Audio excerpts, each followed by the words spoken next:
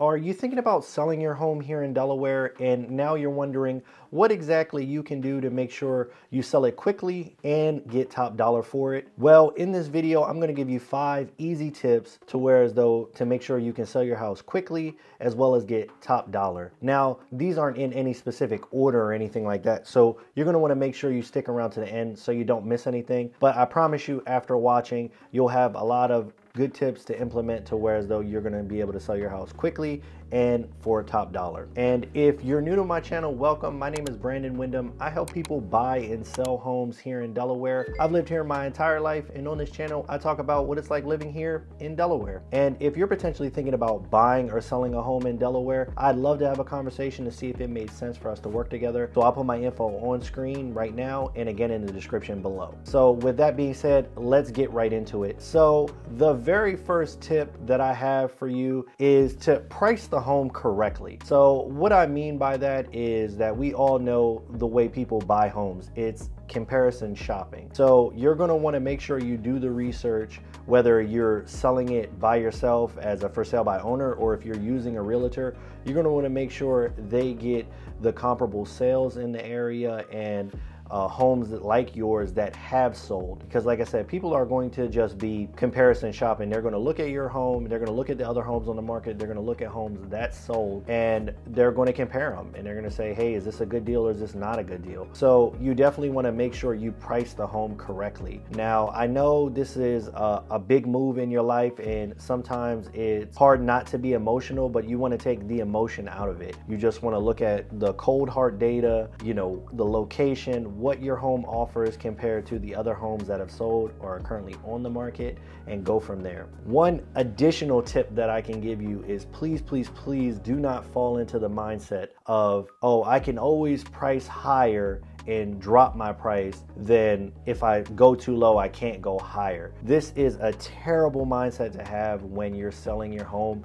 And the reason is, let's just flip-flop here. Let's put you in the shoes of a buyer. If you come to a home and it comes to the market very first day and it comes across, your realtor shows it to you or you see it somewhere, and like, man, you look at the other homes, this house is kind of overpriced, so you don't think anything of it, right? A week or two falls past and then they do a price adjustment. And now you look at this house again, it's like, oh, this kind of makes sense now. They dropped their price, but you still don't go there. Another week goes by or something like that, another price adjustment, just to kind of give you an idea. And then you're looking at it now. So from a buyer standpoint, it looks like this seller is willing to negotiate, to whereas though as a buyer, you come into this house like, well, they've already dropped the house $10,000, $20,000. What's another $5,000 for settlement assistance or any type of repairs I find in the house that, you know, I maybe would have not asked for before? I'm gonna get it all because I know that they're willing to negotiate on their price. But then when you take the opposite, someone who priced the home correctly, and you go to them on the first day, obviously, you know, as a buyer, you're not going to lowball them $20,000, $30,000. You're gonna probably give them what they're asking for if you see the house is worth that, and just be a little bit more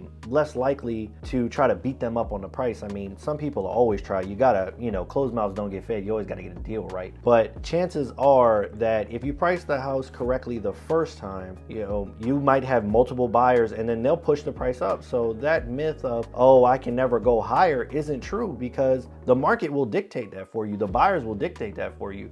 If you price it correctly and you get all the buyers and everyone there and they think it's a good deal and there's enough demand, which there is in our market as of right now, you know, you may potentially get more. So that, just keep that in mind when you price. Try to take the emotion out of it and just make sure you price it correctly the first time so you don't have to do any adjustments. So the second tip that I would offer here is that you're going to want to make the home pretty. You would be surprised about how much the little things go a long way.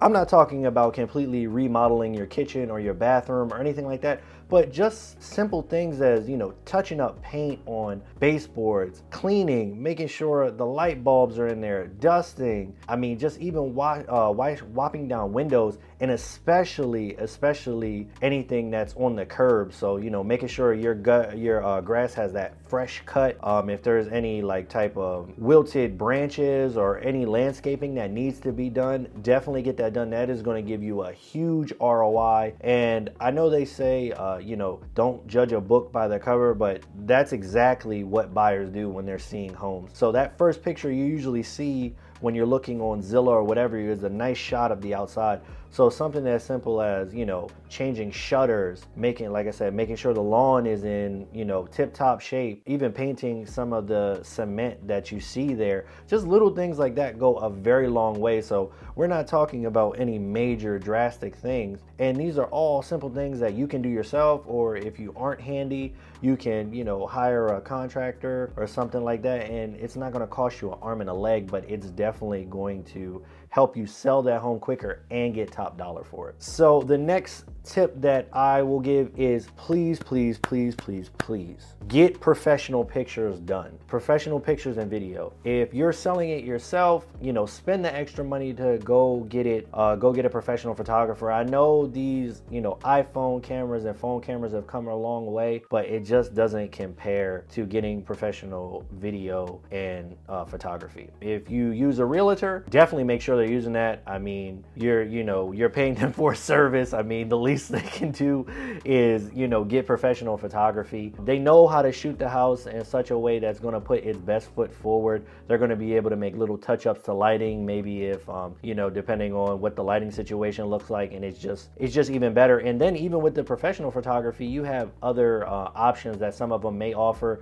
If it is a vacant house or you're moving all your stuff out, you can do virtual staging or you get real staging. But you definitely want to make sure that you've done all this work, you know, making it pretty and everything, that you're putting your best foot forward, because first impressions absolutely matter when it comes to selling your home. Those pictures, you definitely want to make sure you're showing your house in the best light that you can, because that's all the buyers are going to have when they first see your home. It's just the pictures. So if, you know, you have this great home but then you have subpar pictures, chances are people may not come out to see it to even see how great the home is. So you definitely want to make sure that you're using professional photo or photography.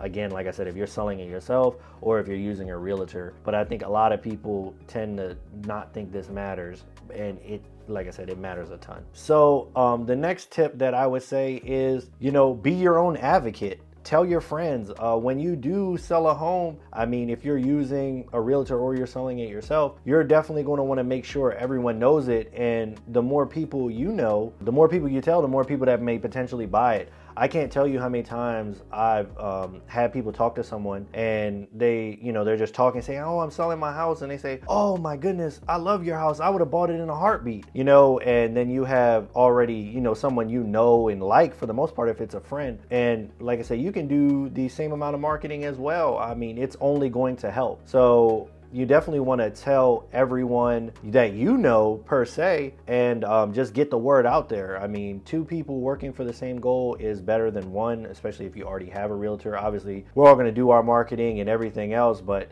you know, just tell everybody, hey man, I'm selling my house. It's not going to hurt anything, trust me. The last tip that I have for you here, and this is an important one, is that don't be too emotional when you're selling your house. Be reasonable. So I know this is a big purchase. You may have lived here for many years, or you know, maybe the house you've grown up in, you have that sentimental attachment, and it's hard not to be emotional or not to be biased because it's your home. Obviously you think it's the best one out there and it's worth exactly what you say it is and you want a certain amount, but we need to take that out of there. A lot of times no good comes from being emotional that I've seen when it comes to real estate. You're going to want to make sure that you're, you know, calm, level-headed, and you're looking at all particular angles and just making sure that you're heading towards your goals. I mean, the whole reason why you're probably selling your house is because there's something you want to do, whether it's you want to downsize, you want to move in a different area, you need a bigger one, bigger house, or you know, you need that money to invest or do something else with. So you just want to keep that in mind when you're selling the home, and you don't want to be too emotional. You just want to be reasonable. Obviously the market has changed a lot, so it's not like that progressive name your price tool anymore. So you just want to, you know, come down to earth and definitely be reasonable when you're selling your home, such as, you know, when people come through and you know, you do get under contract or whatever offers you get. If someone does give you an offer under, you know, you can always counter that offer. You don't have to get offended and, you know, not do anything. Or when we're talking about repairs, you know, we can be reasonable. You know, if there's a hole in the roof, let's fix the hole in the roof,